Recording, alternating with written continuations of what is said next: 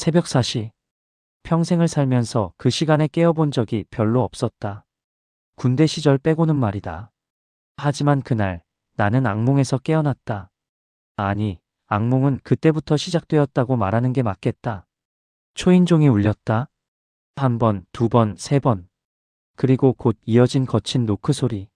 나는 잠옷 차림으로 현관문을 열었다. 그리고 그 순간 내 73년 인생이 무너지기 시작했다. 김영수 씨 맞으십니까? 압수수색 영장 집행하겠습니다. 경찰 배지가 내 눈앞에서 번쩍였다. 뭔가 잘못됐다고 오해라고 말하려던 순간 그들은 이미 집 안으로 들어오고 있었다. 순자가 놀라 방에서 나왔다. 71년을 함께 살아온 아내의 얼굴에서 핏기가 사라지는 걸 나는 똑똑히 봤다. 도대체 무슨 일입니까? 내 목소리가 떨렸다. 경찰은 서류 뭉치를 내밀었다. 아드님 김민우 씨의 사기 사건 관련입니다. 연대 보증인으로 기재되어 있으십니다. 연대 보증인. 그 단어가 내 머릿속에서 맴돌았다. 3년 전이 떠올랐다. 아들이 급하게 찾아왔던 날. 사업이 잘 되고 있으니 확장하려는데 은행 서류에 보증인이 필요하다고 했다. 형식적인 거라고 걱정하지 말라고 했다. 나는 도장을 찍었다. 내 아들을 믿었으니까. 하지만 그날 새벽 내 집이 뒤집히는 걸 보면서 깨달았다. 믿음이란 게 얼마나 위태로운 것인지. 아니, 내가 얼마나 어리석었는지. 통장이 압류됐다. 퇴직금으로 모아둔 2억 3천만 원. 한 푼도 건드릴 수 없게 됐다. 집도 가압류됐다. 50년을 살아온 이 집이 이제 내 집이 아니라는 통보를 받았다. 순자가 무너졌다. 그녀는 바닥에 주저앉아 울부짖었다. 나는 아내를 부축할 힘조차 없었다. 다리가 후들거렸다.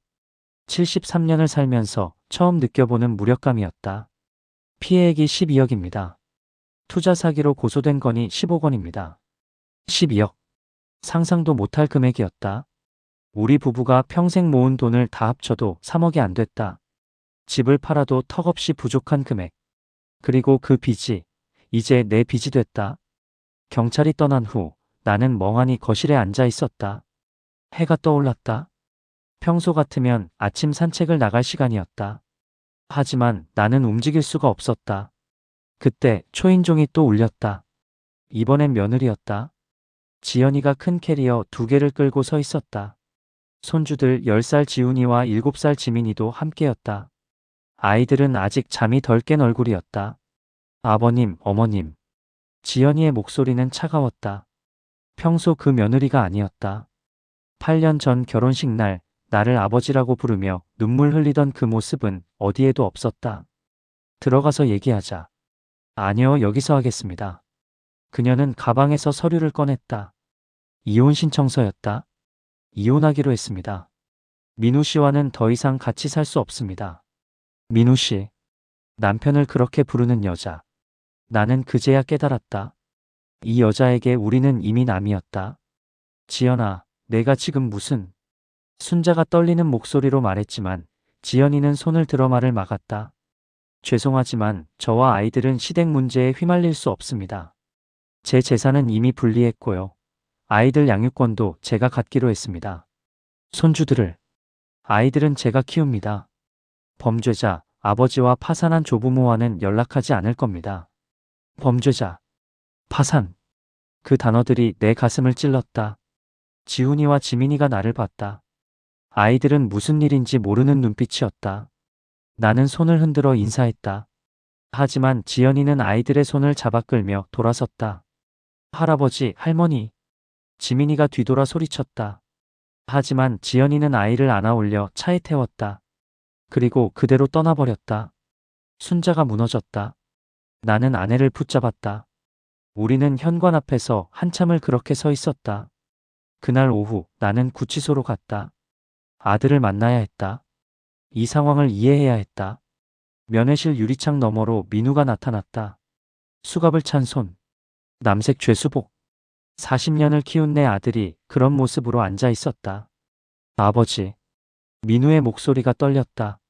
나는 그 아들을 똑바로 쳐다봤다. 뭐라고 말해야 할지 몰랐다.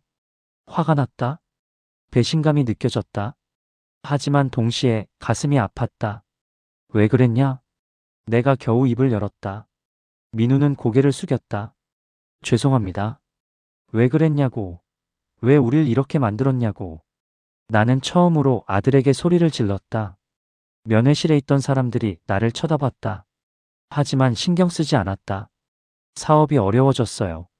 처음엔 잘 됐는데 갑자기 자금이 막혔어요. 그래서 투자자를 더 받았고 그렇게 하다 보니 그래서 사기를 쳤다고 15명을 속였다고 죄송합니다. 아버지. 민우가 눈물을 흘렸다. 나는 그 눈물이 진짜인지 의심스러웠다. 이 아들이 정말 내가 아는 그 아이가 맞는지 확신이 서지 않았다. 변호사가 그러던데 실형 5년은 나올 거라고. 그리고 내가 내 이름으로 보증을 선 게 3건이라고. 총 18억이라고. 민우는 대답하지 못했다. 우리 집이 압류됐다. 평생 모은 돈도 다 날아갔다. 죄송합니다. 미안하다고 해결되냐? 우리 보고 어떻게 살라고. 나는 더 이상 참을 수 없어서 자리에서 일어났다. 민우가 무언가 말하려 했지만 나는 듣고 싶지 않았다. 면회실을 나왔다. 밖에서 순자가 기다리고 있었다. 어땠어요? 모르겠어. 이제 아무것도 모르겠어. 우리는 말없이 집으로 돌아왔다. 아니, 이제 곧 빼앗길 집으로. 다음 날부터 채권자들의 전화가 시작됐다. 새벽 4시, 5시, 6시. 쉬지 않고 걸려오는 전화. 협박과 욕설. 나는 전화를 받을 수가 없었다. 순자가 대신 받다가 결국 전화기를 꺼버렸다. 여보. 순자가 나를 불렀다. 아내의 얼굴은 지난 일주일 사이 10년은 늙어 보였다. 우리 어떻게 살아요? 나는 대답할 수 없었다. 정말로 몰랐으니까. 법원에서 통지서가 왔다. 한 달 안에 집을 비우라는 내용이었다. 경매가 진행된다고 했다. 한 달. 그 시간 안에 우리는 갈 곳을 찾아야 했다. 73세와 71세. 월세를 낼 돈도 없는 노인 부부를 받아줄 곳이 있을까? 나는 고시원을 알아봤다. 4.5평짜리 방. 창문도 없고 화장실도 공용인 곳. 보증금 없이 월세 45만 원. 그게 우리가 갈 수 있는 유일한 곳이었다. 이사하는 날 나는 50년을 산 집을 둘러봤다. 거실 벽에는 아직도 민우의 어린 시절 사진이 걸려 있었다. 초등학교 입학식 날, 대학 합격 발표를 보고 좋아하던 날, 결혼식 날, 행복했던 순간들. 이제는 다 거지처럼 느껴졌다. 우리는 짐도 거의 챙기지 못했다. 살림살이를 팔 시간도 없었다. 옷가지 몇 벌과 통장, 그리고 사진 몇 장. 그게 전부였다. 고시원에 도착했을 때 나는 숨이 막혔다. 비좁은 복도, 곰팡이 냄새, 벽 하나를 사이에 둔 옆방에서는 노래방 기계 소리가 들렸다. 여보, 여기서 어떻게 살아요? 순자가 울먹였다. 나는 아내의 손을 잡았다. 떨리는 손이었다. 조금만 참자. 내가 일자리 구해볼게. 하지만 나도 알고 있었다. 73세 노인이 할 수 있는 일이 뭐가 있겠는가. 며칠 후 나는 일용직 구인 광고를 보고 나갔다. 아파트 경비직이었다. 한 달에 180만 원. 하루 12시간 근무. 나이가 많다고 했지만 간곡히 부탁했다. 그들은 한 달만 시험 삼아 일해보라고 했다. 새벽 6시 출근, 저녁 6시 퇴근. 73년을 살면서 이렇게 긴 시간을 서서 일해본 적이 없었다. 다리가 퉁퉁 붓고 허리가 끊어질 것 같았다. 하지만 참아야 했다. 집에, 아니 고시원 방에 돌아오면 순자가 기다리고 있었다. 아내는 하루 종일 그 좁은 방에서 무엇을 하며 시간을 보냈을까? 오늘 지민이 학교 앞을 지나갔어요. 순자가 조용히 말했다. 왔어요? 멀리서. 선생님이랑 손잡고 가는 거. 그래. 우리는 더 이상 말하지 않았다. 손주들 이야기는 너무 아팠다. 어느 날 밤, 나는 순자가 수면제를 모으고 있다는 걸 알게 됐다. 서랍 안에 숨겨둔 약통. 20알 정도 모아둔 상태였다. 나는 그걸 보는 순간 온몸이 얼어붙었다. 순자야. 이게 뭐야? 아내는 대답하지 않았다. 그저 눈물만 흘렸다. 미안해요. 여보. 나 이렇게 못 살겠어요. 무슨 소리를 하는 거야? 우린 이미 끝났어요. 손주들도 못 보고 집도 없고 빚만 수십억이고. 이렇게 사는 게 무슨 의미가 있어요. 나는 아내를 붙잡았다. 순자는 내 품에서 울었다. 71년을 산 여자가 이렇게 무너지는 모습을 보는 게 세상에서 가장 고통스러운 일이었다. 조금만 더 버텨보자. 우리 아직 포기하면 안 돼. 무엇을 버텨요? 희망이 어디 있어요? 나는 대답할 수 없었다. 그날 밤 나는 잠들지 못했다. 순자는 곧 잠들었지만 나는 천장을 보며 생각했다. 정말로 이렇게 살 바엔 죽는 게 나을까? 우리가 무슨 죄를 지었기에 이런 벌을 받아야 하나?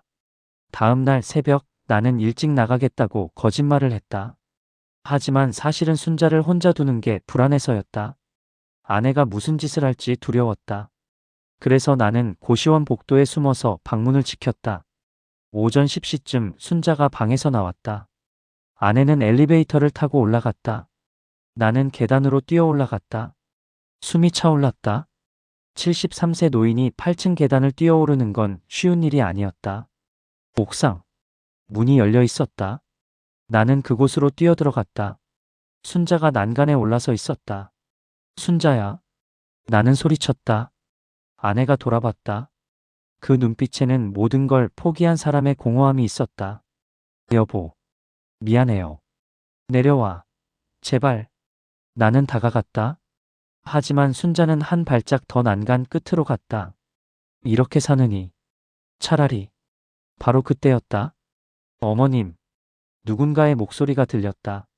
그리고 한 여자가 달려와 순자를 붙잡았다. 지연이었다. 며느리가 왜 여기 있는지 이해할 수 없었다. 하지만 그게 중요하지 않았다. 지연이는 순자를 난간에서 끌어내렸다. 세 사람은 옥상 바닥에 주저앉았다. 어머님. 어머님. 지연이가 순자를 붙잡고 울었다. 순자도 울었다. 나도 울었다. 한참을 그렇게 있다가 지연이가 입을 열었다. 어머님. 죄송해요.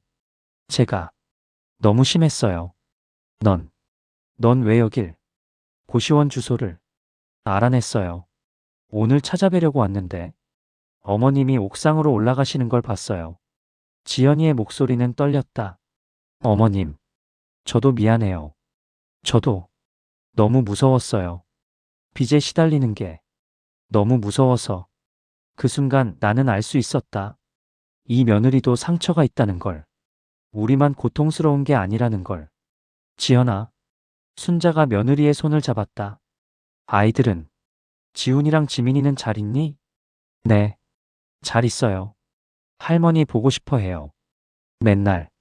정말? 네. 할머니 언제 보냐고. 매일 물어봐요.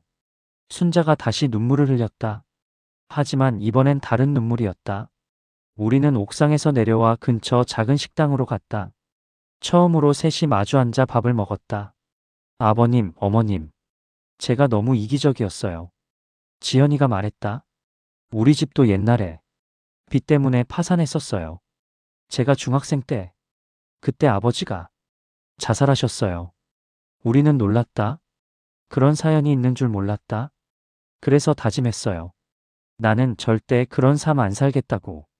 내 아이들은 그런 고통 겪게 하지 않겠다고. 그래서 우릴 버린 거야? 죄송해요. 너무 무서웠어요. 다시 그 시절로 돌아갈까 봐. 지연이는 계속 울었다. 나는 며느리가 이해됐다. 완전히는 아니지만 조금은. 지연아, 손주들. 한 번만 볼 수 있을까? 순자가 조심스럽게 물었다. 네. 이번 주말에 데리고 올게요. 그날 이후로 조금씩 달라지기 시작했다. 지연이가 아이들을 데리고 고시원 근처로 왔다. 우리는 공원에서 만났다. 지훈이와 지민이가 우리를 보자마자 달려왔다. 할아버지, 할머니. 그 목소리를 듣는 순간 모든 고통이 조금은 잊혔다. 우리는 그렇게 조금씩 관계를 회복해 나갔다. 여전히 빚은 있었고 여전히 고시원에서 살았지만 적어도 희망은 생겼다. 그러던 어느 날 민우의 면회를 다시 가게 됐다. 6개월 만이었다. 이번에는 순자도 함께 갔다. 면회실에 앉은 민우는 많이 야위어 있었다. 아버지, 어머니. 응. 우리는 아직 아들을 완전히 용서하지 못했다. 하지만 그래도 아들이었다. 할 말이 있어요. 민우의 목소리가 떨렸다. 뭔데? 지연이 이야기예요. 지연이가 왜? 민우는 한참을 망설이다가 입을 열었다. 사실은 제가 사기를 친 이유가. 그리고 아들은 충격적인 이야기를 시작했다. 지연이가 결혼 후 8년 동안 회사 돈을 빼돌렸다는 것. 총 6억이 넘는 금액을. 민우가 그걸 뒤늦게 알고 이혼하려 했지만 지연이가 협박했다는 것. 아이들을 못 보게 하겠다고, 시부모를 사기꾼으로 신고하겠다고. 그래서 저는 그 돈을 메우려고 투자자를 더 받았어요. 빚으로 빚을 막다 보니 이렇게 됐어요. 나는 믿을 수가 없었다. 그게 사실이야? 네. 증거도 있어요. 지연이 계좌 거래 내역이요. 그리고 지연이가 면회 와서 한 말들도 다 녹음했어요. 무슨 말? 어머니 자살 시도하신 거. 자기 계획대로 됐다고 좋아했어요. 이제 재산 정리 깨끗하게 됐다고. 순자가 숨을 멈췄다. 나도 마찬가지였다. 그럼 지연이가 우릴. 네. 처음부터 다 계획이었어요. 저랑 결혼한 것도 아이 낳은 것도 전부. 나는 머리가 멍했다. 지연이. 옥상에서 순자를 구했던 그 며느리. 눈물 흘리며 사과했던 그 여자.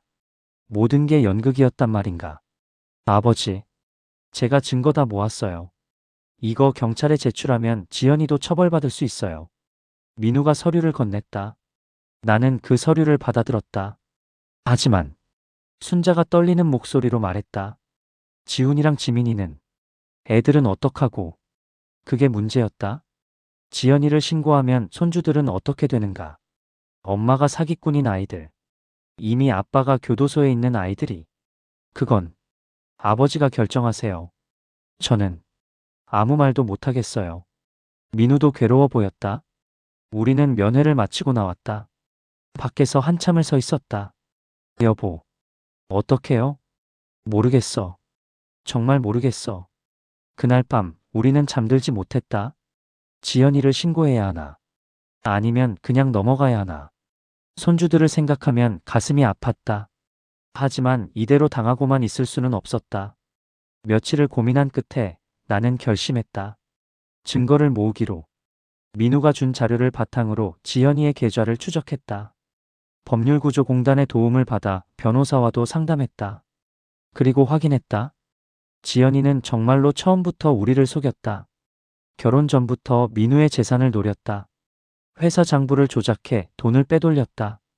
그리고 민우가 범죄자가 되면 자신은 피해자 행세를 하며 재산을 지킬 계획이었다. 여보, 이 여자를 그냥 둘 수 없어요. 순자가 말했다. 하지만 손주들, 우리가 키우면 안 될까요? 뭐, 지연이를 신고하고 양육권을 우리가 가져오는 거예요. 나는 아내를 봤다. 순자의 눈빛은 확고했다. 73살, 71살이 애를 키운다고? 애들이 더 불쌍해요. 저런 엄마 밑에서 자라는 게. 순자의 말이 맞았다. 우리는 변호사와 함께 계획을 세웠다. 지연이를 직접 만나 증거를 확보하기로. 녹음까지 할 계획이었다. 일주일 후 나는 지연이를 레스토랑으로 불렀다. 채권 정리를 위해 협조가 필요하다는 명목으로. 지연이는 의심 없이 나왔다. 아버님, 웬일이세요? 여전히 상냥한 미소였다. 하지만 나는 이제 알았다. 그 미소 뒤에 무엇이 숨어 있는지. 지연아, 내가 한 일 다 알아. 나는 봉투를 내밀었다. 계좌 거래 내역, 회사 장부 조작 증거, 민우와의 녹음 파일 기록.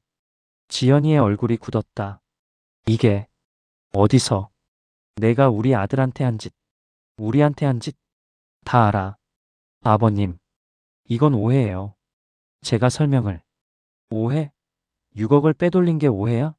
우릴 파산시킨 게 오해야? 지연이는 당황한 기색이었다. 하지만 곧 냉정을 되찾았다. 증거 있어요? 법적으로 문제될 게 없는데요. 부부간 증여로 처리하면 그만이잖아요. 내가 민우를 협박한 것도? 아이들로 협박한 것도? 그건 증명할 수 있어요? 지연이의 목소리가 차가워졌다. 이제 가면을 벗은 얼굴이었다. 어머님 자살 시도하셨을 때 뭐라고 했죠? 계획대로 됐다고 했죠. 녹음 파일 있어요. 지연이의 얼굴이 하얗게 변했다. 잘 들어요, 지연 씨. 우린 더 이상 당하지 않을 거예요. 바로 그때 레스토랑 문이 열렸다. 경찰이 들어왔다.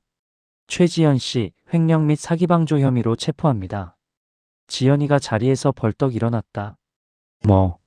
뭐라고요? 묵비권을 행사할 수 있고. 경찰이 수갑을 채웠다. 지연이는 나를 봤다. 그 눈빛에는 분노와 당황이 섞여 있었다. 아버님, 손주들은, 애들은 어떡하고. 걱정 마. 우리가 키울 거야. 뭐라고요? 내가 아니라 우리가. 지연이는 끌려나갔다. 나는 창밖을 봤다. 가을 하늘이 맑았다. 그날부터 모든 게 바뀌었다. 지연이의 재판이 시작됐다. 횡령, 사기방조, 위계에 의한 혼인. 여러 혐의가 붙었다. 민우의 형량도 재조정됐다. 지연이의 범행이 인정되면서 3년으로 감형됐다. 지연이는 4년형을 받았다. 그리고 우리는 손주들의 양육권을 받았다. 법원은 고령이지만 경제적 능력과 양육 의지를 인정했다. 그리고 무엇보다 아이들이 우리를 원했다. 할아버지랑 할머니랑 살고 싶어요. 지훈이가 판사님 앞에서 한 말이었다. 우리는 작은 투룸으로 이사했다. 지연이의 횡령 금액 중 일부를 돌려받아서 가능했다. 여전히 빚은 있었지만 조금씩 갚아나갈 수 있었다. 지훈이와 지민이와 함께 사는 삶. 쉽지 않았다. 73세와 71세가 초등학생을 키운다는 게. 하지만 행복했다. 할아버지, 오늘 학교에서요. 응, 뭔데? 선생님이 칭찬했어요. 숙제 잘했다고. 그래? 우리 지훈이 대단한데? 평범한 대화. 하지만 이게 얼마나 소중한지 이제는 안다. 토요일마다 나는 교도소에 간다. 민우를 만나러. 아들은 많이 달라졌다. 반성하고 있는 게 보였다. 아버지, 아이들은 잘 있어요? 응, 잘 크고 있어. 감사합니다. 정말 감사합니다. 내가 나오면 우리 다시 시작하자. 천천히. 민우가 눈물을 흘렸다. 나도 울컥했다. 일요일에는 지연이도 간다. 순자가 함께. 처음엔 가기 싫었다. 하지만 순자가 말했다. 그래도 애들 엄마예요. 애들이 나중에 엄마 궁금해할 거예요. 맞는 말이었다. 유리창 너머의 지연이. 죄수복을 입은 며느리. 어머님. 죄송해요. 정말. 죄송해요. 순자는 대답 대신 사진을 보여줬다. 지훈이와 지민이의 사진. 잘 크고 있어. 내가 나올 때까지. 우리가 잘 키울게. 감사합니다. 어머님. 지연이가 울었다. 진짜 눈물인지는 모르겠다. 하지만 이제 그게 중요하지 않다. 대신 조건이 있어. 네. 내가 나와서도 애들한테 거짓말하지 마. 내가 한 일 솔직하게 말하고 사과해. 네. 그리고 다시는 우리 가족을 이용하지 마. 네. 죄송합니다. 우리는 그렇게 지연이를 만나고 돌아왔다. 어느 저녁 지민이가 물었다. 할머니, 엄마는 언제 와요? 조금 있으면 온단다. 얼마나요? 3년 정도? 3년이면 엄청 오래예요. 응, 오래야. 그동안 할머니랑 할아버지랑 재밌게 지내자. 네. 지민이가 웃었다. 그 웃음을 보는 순간 나는 깨달았다. 우리가 이 모든 고통을 견딘 이유를. 지훈이와 지민이. 이 아이들 때문이었다. 밤이 되면 나는 작은 베란다에 나가 담배를 피운다. 40년 만에 다시 시작한 담배. 순자는 모른다. 별이 보인다. 서울 하늘에서도 몇 개는 보인다. 나는 생각한다. 우리 인생이 이렇게 될 줄 알았나. 73세의 손주 키우며 빚 갚으며 살 줄 알았나. 하지만 후회는 없다. 아들은 범죄자가 됐다. 며느리도 범죄자가 됐다. 우리는 파산했다. 평생 모은 게 다 날아갔다. 하지만 손주들의 웃음소리는 지켰다. 그게 우리가 할 수 있는 마지막 선택이었다. 여보, 담배 또 피워요? 순자가 베란다로 나왔다. 나는 재빨리 담배를 숨겼지만 소용없었다. 미안. 건강 생각해요. 우리 오래 살아야죠. 지훈이 지민이 대학 갈 때까지는. 그러려면 20년은 더 살아야 하는데. 그럼 90까지 살아요. 할 수 있어요.